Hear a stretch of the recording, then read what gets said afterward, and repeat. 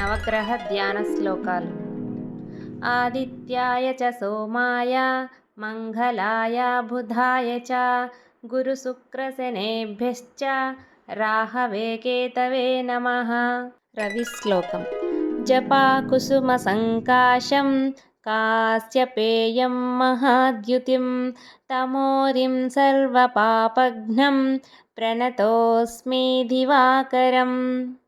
చంద్రశ్లోకం. దధిశంకతుషారాభం క్షీరోదార్ణవసంభవం నమామి శశినం సోమం శంభోర్మకుటభూషణం. కుజశ్లోకం. ధరణీగర్భసంభూతం విద్యుత్కాంతిసమప్రభం కుమారం శక్తిహస్తం తం మంగళం ప్రణమామ్యహం. బుధశ్లోకం. ప్రియాంగులికశ్యామం రూపేణ ప్రతిమం బుధం సౌమ్యం సత్వగుణోపేతం తం బుధం ప్రణమామ్యహం. గురుశ్లోకం. దేవానాం చ ఋషీణాం చ గురుకాంచనసన్నిభం బుద్ధిమతం త్రిలోకేశం తం నమామి బృహస్పతిం. శుక్రశ్లోకం.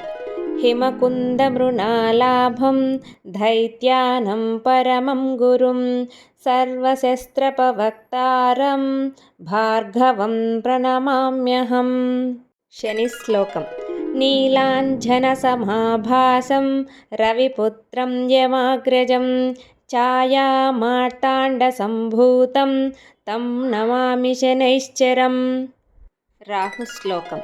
అర్ధకాయం మహావీరం చంద్రాదిత్యవిమర్ధనం సింహికాగర్భసంభూతం తం రాహుం ప్రణమామ్యహం. కేతుశ్లోకం. పలాశపుష్పసంకాశం తారకాగ్రహమస్తకం రౌద్రం రౌద్రాత్మకం ఘోరం తం కేతుం ప్రణమామ్యహం.